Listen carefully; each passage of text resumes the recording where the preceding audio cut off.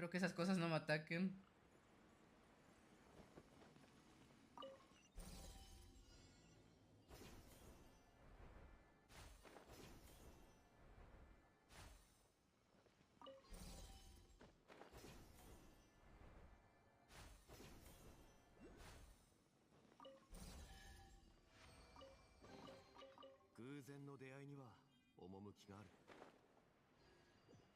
Un fantasmín.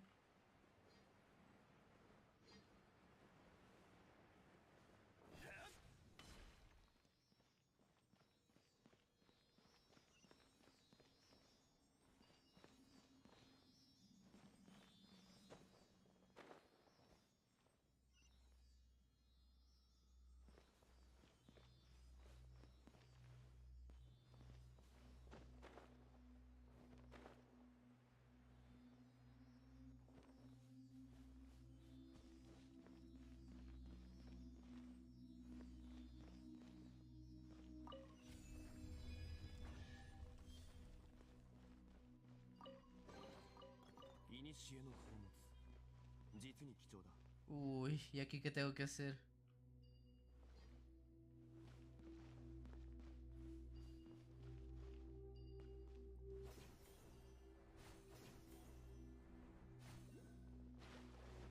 ¿Ah?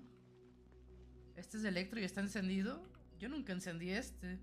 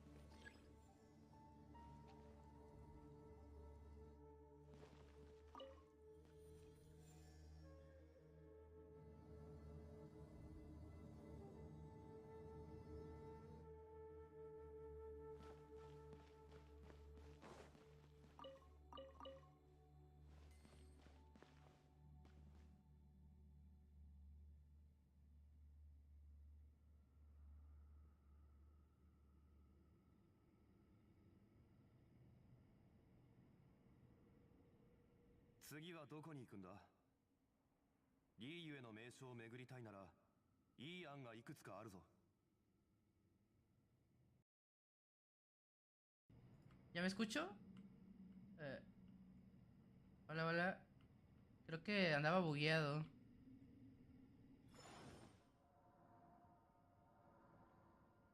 No, creo que mi micrófono estaba mal conectado o algo así.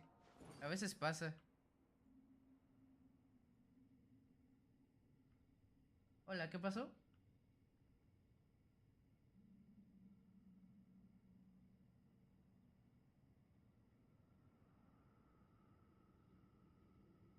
旅はいつか終わりを迎える。慌てる必要はない。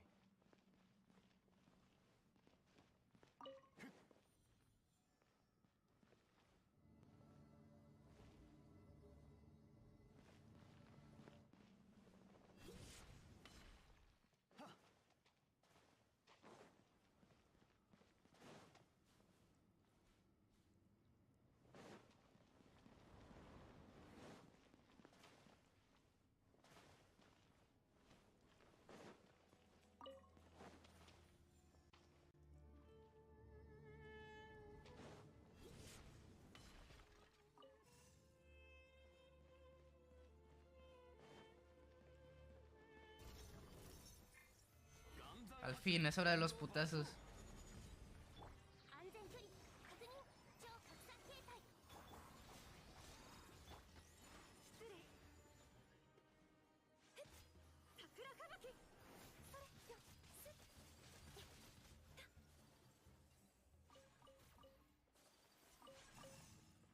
¿Hay dos de estos cosos? Órale.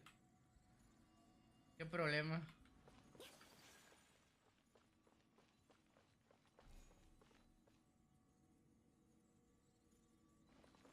Ah, nomás te traigo porque sí, la verdad. Tengo que sacarla a pasear a veces.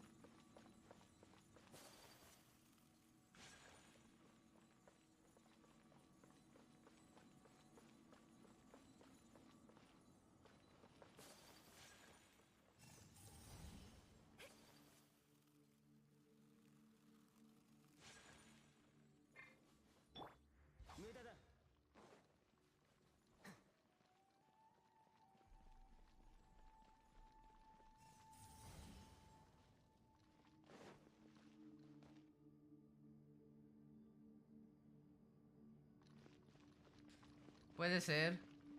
Pues cuando es para hacer cosas del mundo, puedes usar cualquier equipo, literalmente, no pasa nada. Y ahora el abismo es otra cosa.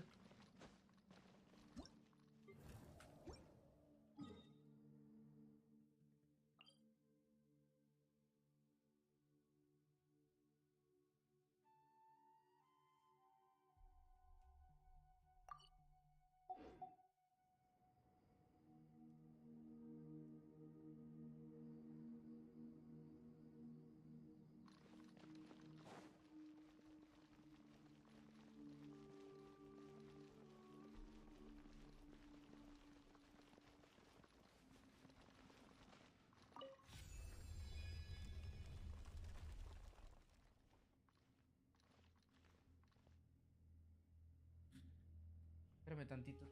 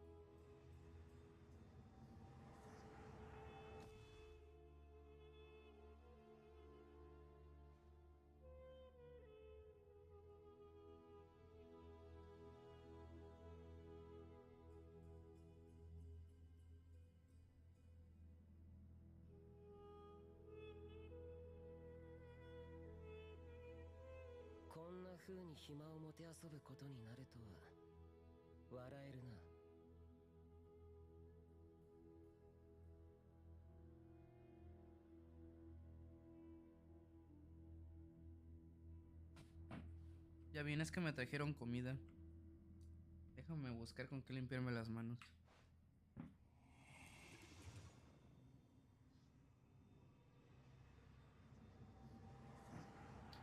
Ya está.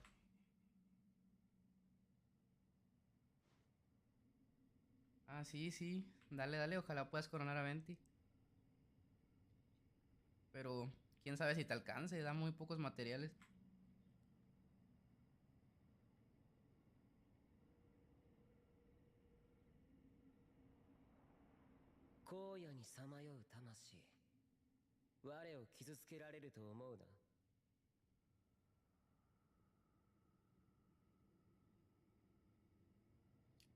Voy a poner música lofi.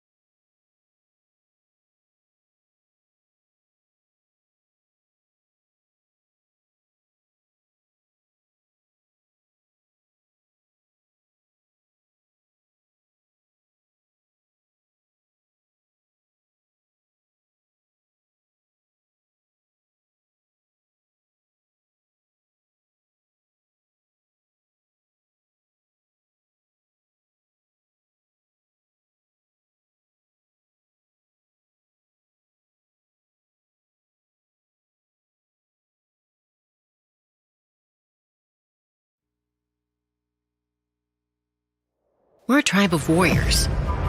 In ancient times, we were responsible for patrolling and defending all of Natlan.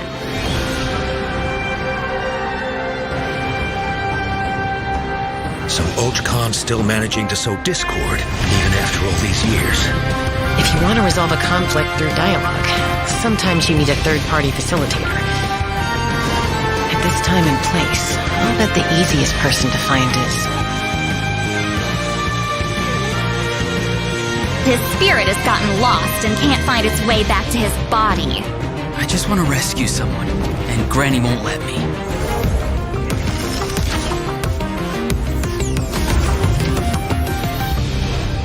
"500 years later, mystery surfaced again. I worry that we risk repeating the mistakes of the Cinder City. As long as the soul is involved, I should be able to help. Be free! Take me up!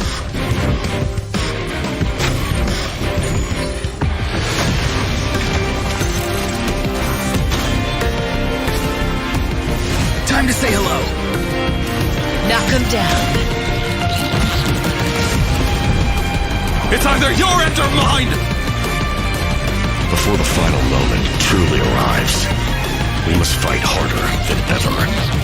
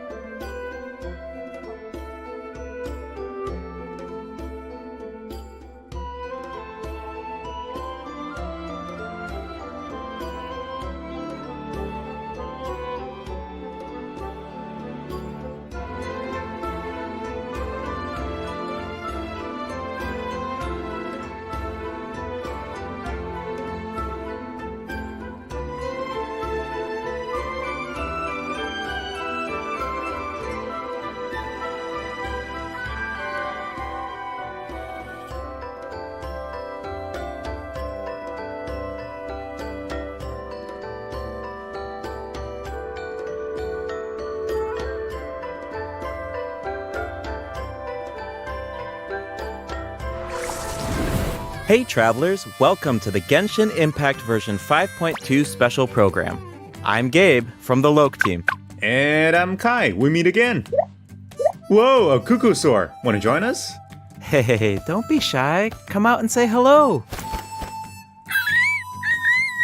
I'm not sure what that meant, but it was adorable.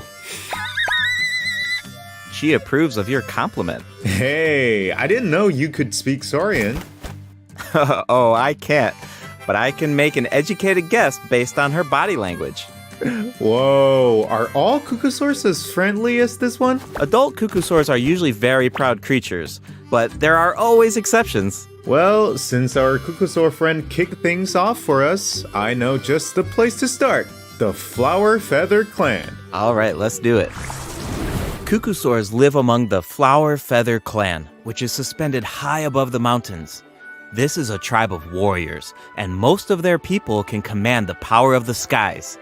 It was the Flower Feather Clan's ancient duty to patrol and safeguard the entire region of Natlan. As elite special forces, their job was to detect threats, disseminate intel, and quickly neutralize any dangers to the nation. Though the circumstances are different now, the tribe never forgot its origins. They still hold trials to assemble the fastest teams in the tribe. The trials test a pilot's skill and teamwork with the Cuckoosaurs. Oh, I'm so pumped about these Cuckoosaurs. Yeah, Cuckoosaurs are the proudest out of all the Saurians. They know that they're the kings of the sky. Cuckoosaurs can consume phlogiston to climb higher or perform a horizontal roll in midair. Holding the sprint button allows them to enter an accelerated glide state after a horizontal roll. In addition, they can even use phlogiston wind tunnels to quickly cover great distances. Okay, so I'm assuming that Cuckoosaurs are really hard to tame. Yeah, that's true. You need to prove yourself in some worthwhile feat, like demonstrating exceptional archery skill during flight. That's the only way to become a true Cuckoosaur rider. Wow, that's so strict. Yeah, tell me about it. But okay, now that we've got a glimpse of the Flower Feather Clan, it's time for a quiz. What? Already? Yep, I hope you're prepared. Every tribe in that land has a unique way of communicating with their Saurian companions. The members of the Flower Feather clan use a special item to summon their Cucusaurs. What is that item? A basket filled with their favorite foods? Here's a hint. We just saw the answer in the previous video. Oh, I remember now. Horn. Ding ding ding! Cucusaurs live far from the tribe and from each other, so in order to summon them, the tribe's people use whistles and horns to produce loud noises. So there's your overview of Cucusaurs. Maybe they sound a little unapproachable compared to other Saurians, but don't worry, travelers. If you get into a tough situation, then Chaska, the Flower Feather clan's expert peacemaker, can help mediate the conflict. Knitch mentioned that her method of mediation is silencing both parties. Is that true? Well, that's only in special cases. Most of the time, Chaska barely needs to intervene. Everyone knows what she's capable of, so people usually find a way to set aside their differences when she shows up. Oh, so she doesn't just handle conflicts between humans and Saurians. She keeps the peace between people, too. Exactly. Chaska was corrupted by abyssal power as a child, so she has a strong compulsion to fight, but she knows how to rein it in. Right. I heard that she was abandoned as a baby. It seems like she's been through a lot. Yeah, but luckily for her, the Cucusaurs took her in and raised her as one of their own. In addition to hunting and flying, Chaska gained a lot of unique combat experience from her Saurian childhood. When Chaska is in your party, defeating monsters will restore phlogiston to your party. While she's in the Night Soul's blessing state, Chaska can ride and control her gun like a Cucusaur. The Soul Sniper doesn't just increase her movement speed and resistance to interruption, it also allows her to get a better angle on her enemies. Wow, that mid-air perspective is so cool. It seems so liberating. Yeah, and Chaska's fierce when she's in the zone. In the Night Soul's blessing state, Chaska's normal attacks deal animo damage to enemies in front of her. Unleashing a charged attack in this state will cause Chaska to enter a special aiming mode. This allows her to lock onto a set number of enemies within range and fire up to 6 Shadow Hunt shells, which deal animo damage upon impact. In addition, for every Pyro, Hydro, Cryo, or Electro character in your party, one of Chaska's Shadow Hunt shells will undergo an elemental conversion to deal the corresponding type of elemental damage. Whoa, no way! So Chaska can directly deal other types of elemental damage based on the characters in her party. And since she's an animal character, she can swirl them at the same time. That's awesome! Yeah, I know, right? Her elemental burst has a similar function too. Chaska fires a gale-splitting Soulseeker shell during her burst, which deals animo damage. The attack then splits into 6 Soulseeker shells, which continue to attack nearby enemies. These shells can also undergo elemental conversions. That's so cool! No wonder she's one of the strongest warriors in her tribe. Speaking of her tribe, the warriors from the Flower Feather clan are formidable for sure, but we should also shed some light on those who aren't as skilled. Oh, are you talking about the wingless? That's what the tribe calls people who fail the flight trials, right? They're the challengers who fail to earn the recognition of a Cucusaur. Exactly. But the name doesn't indicate that those people are weak or deserve to be cast aside. The Flower Feather clan has its own definition of strength. There's a tacit understanding that the wingless are supposed to be protected until they can fly by themselves. But that assumption is challenged in Tribal Chronicles Tlalocan. Someone will dare to ask, what if you didn't need a Cucusaur to fly? If you could change the rules, then maybe there wouldn't be any wingless to begin with. Now, whether that's the right path is for us to discover. Chaska will also be there to help us find the answer. So, be sure to check out Chaska's Tribal Chronicle if you're interested in what happens. Is there anything else that you can tell us? Remember how I mentioned that Chaska was raised by Cucusaurs? Yeah, tell us about it. Her Saurian mother will make an appearance in this quest. Even though she's joined human society, Chaska still goes to visit her Saurian mother on occasion, especially when she needs some help with a tough situation. Oh, so Cheska still has a soft side, even though she's a fearsome warrior. Definitely. The Flower Feather Clan is also the setting for the Archon Quest Chapter 5 interlude, All Fires Fuel the Flame. The tribe is facing a crisis, and they'll need the travelers' help to find a solution. What kind of crisis? Well, the Flower Feather Clan suffered the worst of the abyssal contamination during the battle in version 5.1. It's not just the human body that can't withstand high concentrations of abyssal power. For most people, it also damages the mind. Many members of the Flower Feather Clan are suffering from the mental repercussions of the abyss, and the tribe is in desperate need of aid. Iansan will be there too. After rebuilding her own tribe, the Collective of Plenty, she's traveling around Natland to help those in need. The people of Natland really value unity, don't they? No one fights alone. Right. That's one of my favorite things about Natland. Oh, wait. It looks like the captain will also be there. Yes, the captain will also offer help to the tribe. You may pick up on some interesting information if you pay close attention to what he has to say. The captain rarely gives away too much information in his regular interactions, but his secrecy here seems a little peculiar. So keep an eye out, but of course, restoring Natland's fighting spirit remains the top priority. After all, the war isn't over yet. The abyssal contamination is still around, and we have a very important battle ahead. Natland needs mental fortitude more than ever before. The Flower Feather Clan is pretty close to the Masters of the Nightwind, where the Ictomosaurs live. That tribe could be another good place to recover from the battle. Oh yeah, let's check it out.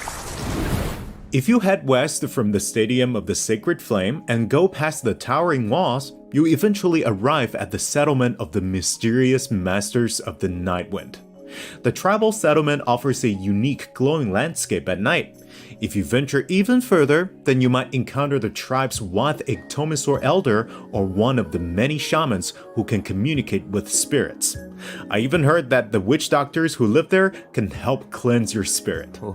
Plus, the graffiti art is really incredible. In fact, there's something special about this one.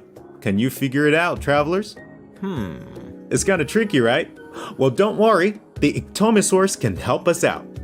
Ictomosaurs are known for their wisdom. They can use their unique sight to detect things that can't be seen through normal mains. Whoa, okay. Right. Ictomosaurs are especially skilled at detecting ley lines and phlogiston.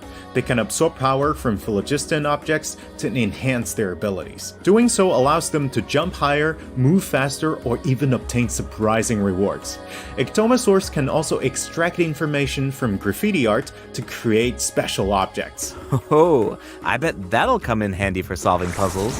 Definitely, especially in Tribal Chronicles Mictland, which will become available in version 5.2. The first two acts feature a lot of intriguing puzzles, so be sure to check them out, travelers. Some of them will require the help of an Ictomosaur, and others can be solved on your own. I noticed that Ictomosaurs can perform fast-paced jumps when they have enough phlogiston, and it looks like so much fun. Do we know anyone who can use that ability? Besides the new Saurian, I mean. Yes, Auroron can do it too. Like the Ictomosaurs, Auroron has the ability to rise into the air. He also has a keen sense of perception. While charging an aimed shot, Auroron will enter the Spirit Speaker state, allowing him to extract power from Natland's graffiti and runes. Speaking of Auroron, I was honestly super surprised by his personality. Before the 5.1 Archon quest, I thought that he looked like a stern, stoic, and harsh type of character. But as it turns out, he's just a sweet kid. Yeah, it's kind of unexpected, right? Is he really that sweet, though? Just to think about all the sneaking around behind his granny's back. Ah, true. The tribespeople of the Masters of the Nightwind are known for being eccentric. But Auroron really takes it to the next level. Yeah, it sounds like he does things his own way. I wonder if that extends to his combat abilities. It does. Auroron is a bit different from the Natland characters we've met so far. He doesn't need to depend on the Night Soul's Blessing state to gain Night Soul points, and he can maintain the Night Soul's Blessing state even while he's off-field. Ah, that does sound different from the other Natland characters. So how do his abilities work? Let me start by explaining how Auroron gains Night Soul points. This can happen in multiple ways. For example, Auroron can gain Night Soul points when one of his party members triggers a Night Soul burst. He can also gain them when other party members deal Hydro or Electro attacks to enemies after Auroron unleashes his elemental skill. Oh, then it sounds like he works well with Hydro and Electro characters. Yep.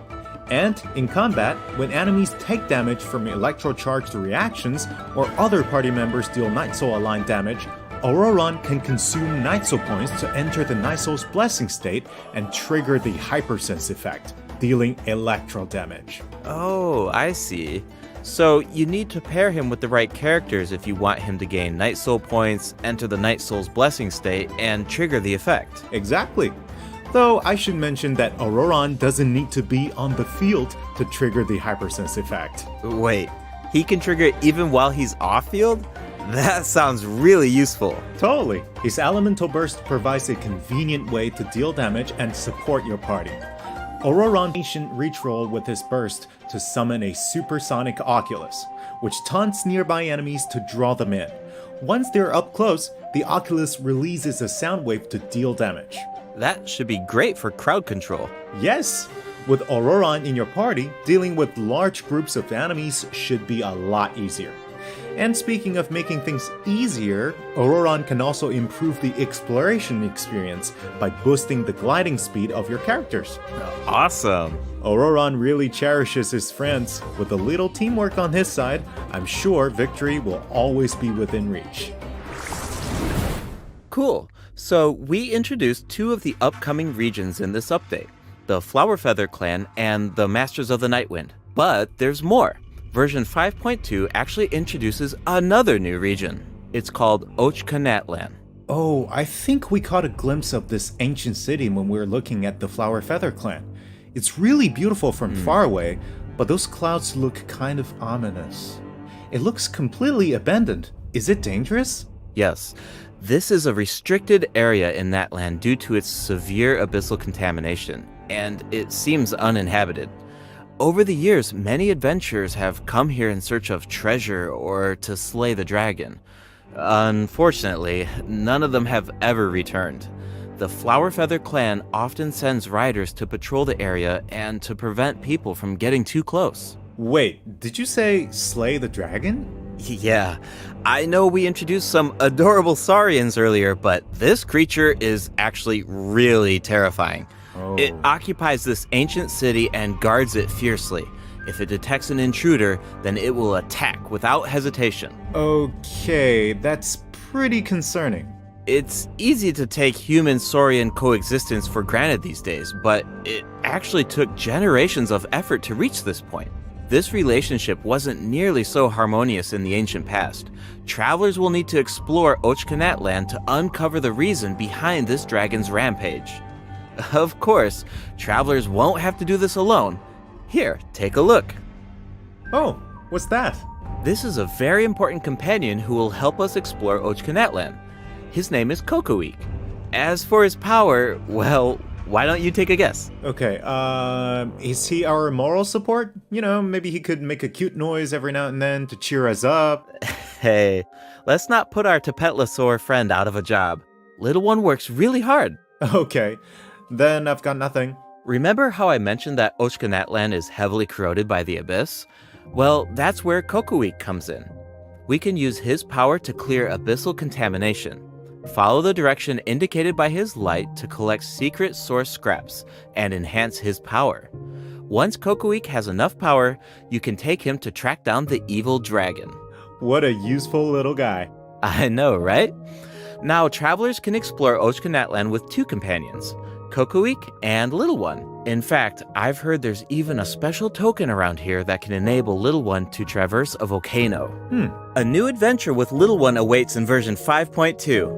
This update will bring us one step closer to uncovering the mysteries of Little One's past. Familiar saurian companions can also help us explore Ochkanatlan. For example, with the help of a Kaholasaur, we can evade source mechanism attacks. With the help of an Ikitomisaur, we can solve certain puzzles. With the help of a Kukusaur, we might even be able to chase down the evil dragon. But we'll leave the rest for you to discover, travelers. Wait, are those some kind of lava fish? Does this mean we can fish in Netland? Yes, but I've got some friendly advice, travelers. You should be very careful while exploring Ochkanatlan. Some of the abyssal monsters here can distort their appearance to mimic powerful enemies. High-level monsters such as the tenebrous Papilla can mimic even stronger enemies. Huh? It looks like these monsters take the form of plants outside of combat. Yep, that's true. The Abyss has corroded Natlan's ley lines, allowing these monsters to read the memories inside of them and mimic creatures from Tevat. How do we defeat them? Travelers will need to use elemental attacks to break the enemy's protective void wards. Doing so allows them to take damage and causes them to enter a brief state of confusion. Night Soul aligned elemental attacks are especially effective against these wards. Wow, the Abyss has gotten so advanced. It's scary to think about how much harder these fights will get if these abyssal monsters continue to evolve. Yeah. Okay, that was a lot of information to take in at once. But before we take our first break, we still have a couple of short announcements. Really short, I promise. First up, limited time exploration rewards will be available in version 5.2. Just like in version 5.1, travelers can earn up to 400 extra Primo Gems, and the rewards will be available all the way through version 5.3. It's now time to introduce the event wishes. In the first half of version 5.2, travelers can look forward to event wishes from Chaska and Lenny. Auroron will also receive a drop rate boost. And in the second half of version 5.2, we'll have returning event wishes for Zhongli and New Villette. The weapon banner will feature a new 5-star bow, Astral Vulture's Crimson Plumage, and 2 new Natland specific 4-star weapons. Be sure to check them out if you're interested. Alright, it's time for our first break. Once we come back, we'll dive right into the event portion.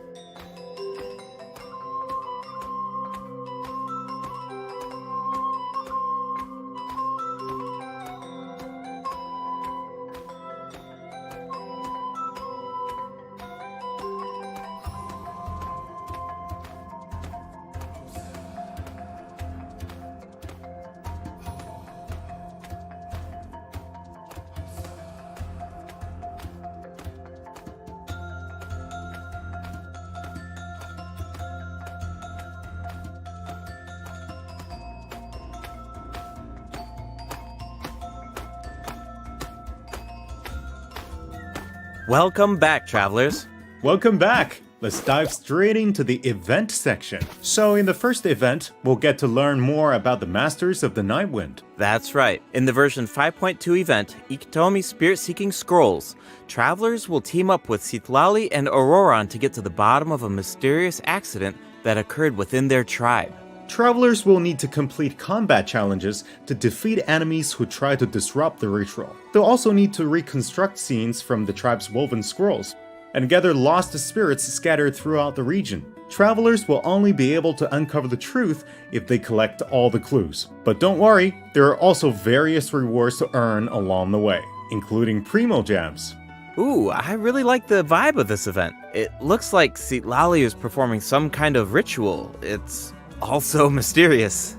When a situation gets tough, it's Granny to the rescue. Definitely. Citlali and Auroron have some really fun dialogue in this event. I'm always grabbing the popcorn whenever these two interact. They're practically a two-person show. And speaking of fun, let's get into the event gameplay. First up is the Search for Lost Spirits minigame. Travelers will have to work together to herd the scattered roaming spirits into specific zones to earn points. Pay attention to the conditions on the field if you want a higher score. For example, travelers can jump on stone slabs that appear on the field. These slabs will break open and release even more spirits. Storms may also appear during the game.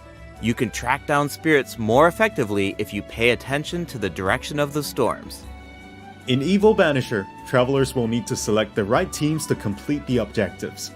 Completing all of the objectives will award you the Banishing Aura, which allows you to deal AoE damage by spraying paint at enemies. That paint really matches the Masters of the Nightwind's aesthetic.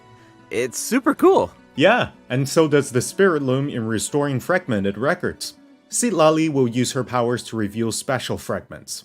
Travelers will need to piece these fragments together and assemble them on a woven scroll. Make sure that you pay attention to the order and positions of the fragments. Oh, there's something else that we should mention. Travelers can obtain a new 4-star sword by completing this event. The design definitely fits the Masters of the Nightwind. It looks like some kind of ceremonial artifact. I totally agree. Oh, and this event will allow travelers to learn more about Natland's secrets. For example, this quest will reveal new clues about a mysterious and legendary place, the Mare Javari. Wow, we've been hearing about this place since Mondstadt. It'll be nice to get some new information. On a related note, the Adventurers Guild has prepared a new trial for its members. Active adventurers have been invited to take on the challenge, including the Traveler. Travelers will need to complete various challenges with designated characters and fully leverage their skills to earn rewards. I know you're up to the challenge, Travelers. Good luck! In Mondstadt-related news, the Knights of Favonius are conducting a war game to improve security tactics in the region. And who better to test these tactics than the Honorary Knight? Be sure to pay close attention to the game, since the format has changed this time. Travelers will need to select combat units and stratagems to deploy against the opposing formation. Once the lineup is set, the monsters will fight automatically. Available combat units and stratagems are completely random, just to build some unpredictability into the wargame. The chances of encountering elite combat units increases as the wargame progresses. Even more elite monsters will be available for travelers to use. It's a volatile environment, so do your best to win as many rounds as possible, earn wargame medals, and collect the rewards. Alright, let's keep the excitement rolling in this next event. We actually have a demo, so please take a look. Oh, looks like they're selecting tactics. Double damage? That sounds powerful. Whoa, it's automated. Cool! The elemental reaction effects are completely different. This brand new heated battle mode is called Automatic Artistry. Powerful support cards have been added for nearly every elemental reaction. Choose cards that align with your strategies to trigger powerful elemental reactions. The effects will change depending on how you play. In addition, the overall gameplay is very laid back. Characters will automatically duel each other, and skill animations are now shorter in length. Wow, it's like we got a whole new Genius Invocation TCG after coming back from Natland. Talk about whiplash. That's right. Even if you've never played Genius Invocation before, I really recommend checking out this new gameplay mode in version 5.2. The new version will also bring a few updates to regular Genius Invocation TCG. Do you ever feel a little cooped up while you're playing card games? Well, don't worry about that. Our next event will give travelers the opportunity to enjoy the great outdoors. In Claw Convoy, travelers will need to help Lamia track down some adopted animals. Travelers will be able to see the animal's point of view by using a special tool. Once you've managed to deduce their location, you'll be able to track them down. Once the animals are safe and sound, travelers will receive a gift from the mysterious figure who adopted them. I feel like Auroron would really shine in this event. He's definitely an animal lover. I can see that. I'm sure that he would jump at the chance to meet animals from other nations. Yeah. Finally, the Leyline Overflow event will return in version 5.2. If you need Mora or character EXP materials, then keep an eye out. Alright, let's dive into some updates and game optimizations. First up is the change to the Imaginarium Theater. Previously, travelers would be returned to the theater lobby after completing a challenge and have to reopen the Fantasia Tome to continue. Travelers provided feedback that this setup interrupted their experience. So, this will no longer be the case in version 5.2. Now, after finishing a battle, all you need to do is click Next Act if you want to keep fighting. Nice. Travelers can now enjoy the thrill of combat without any interruptions. And for all the generous travelers who like to configure supports for their friends, a supporting caster record has been added in the new update. You can now check which friends have borrowed your supports by looking at the supporting cast screen. Cool. It'll be nice to know that our supports are helping people out. Yup. Oh, and the party configuration mechanic has also been optimized. Besides the elemental filtering, the Imaginarium Theater will now feature recommended row icons, elemental statistics, and markers for the main types of enemies. That is so helpful. I'll occasionally put together a random team if I've just started experimenting with some characters, but this information should make it a lot easier to form strategic teams. These markers will display key information on how to counter enemies, but in a much more prominent position. Hopefully, this change will make it easier for travelers to form the best teams. Yes! Now we can directly see which elements work best against specific enemies. That's definitely going to save some time. For sure. And we can expect even more optimizations in the future as travelers continue to provide valuable feedback about their experiences. Okay, let's introduce the other system optimizations coming in version 5.2. You can now sort 5-star artifacts in your inventory based on when you obtained them, from the most recent to the oldest. Second, the animations for crafting materials, forging weapons, building furniture, and cooking dishes are now shorter in length. That's really nice. The dev team designed a lot of intricate animations for these features, but it can feel a bit frustrating when you have to watch them over and over again. There will also be several optimizations for the Serena Teapot. The seed dispensary can now hold more of every type of seed. You'll be able to purchase wood at the Realm Depot in exchange for Realm currency. In addition, the cooldown for the boon of the Elder Tree will be reduced to 5 seconds. This way, it'll be easier for travelers to collect wood. Awesome! I've been meaning to use some cool replicas in my Serena Teapot, but I'm always short on wood. So this should be really helpful. Nice! I'm so excited for you! Oh, and optimizations have been made to artifact locking. The updated lock assistance interface will allow you to configure lock settings with a single click. Just hit Use Recommended Settings and you're set. The recommended set lock plans will even update automatically based on popular in-game configurations. Of course, if you have your own ideas in mind, then you can always disable the recommended plans to configure custom ones instead. The update also allows you to batch lock artifacts in your inventory based on the recommended general lock plan and set lock plans. This will make it much faster to organize your inventory. In addition, a shortcut button that navigates to the lock assistance interface will be added to the Artifact Domain Challenge screen and the Artifact Acquisition screen. This should make it easier for travelers to configure their locking rules whenever they want. A star feature will also be added next to the lock button on each artifact. Travelers can use this feature to mark their favorite artifacts and filter by stars to quickly track them down. Finally, treasure compasses will now be able to locate even more treasure locations, including Sealies and time trial challenges. A quick swap feature will also be added for treasure compasses and Oculus Resonance stones. Enabling this feature will allow travelers to more easily use these devices across regions. The feature will automatically switch to the compass or stone that corresponds to your location in the game.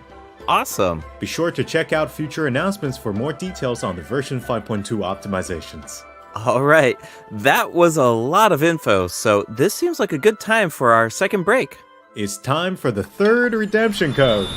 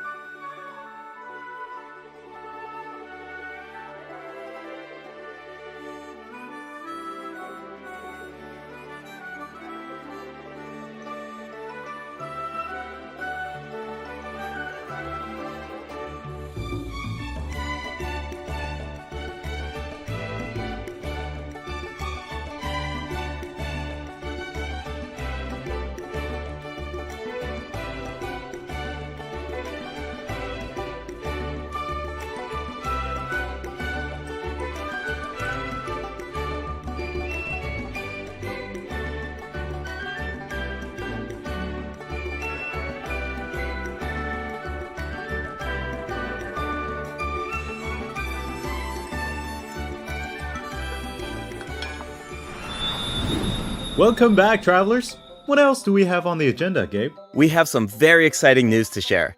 After the version update on November 20th, travelers will be able to play Genshin Impact on the Xbox Series X and S. Log into Genshin Impact on Xbox Series X and S consoles to receive the Wind Glider Wings of Fate's Course Intertwined. Additionally, Xbox Game Pass Ultimate members can play Genshin Impact via cloud gaming.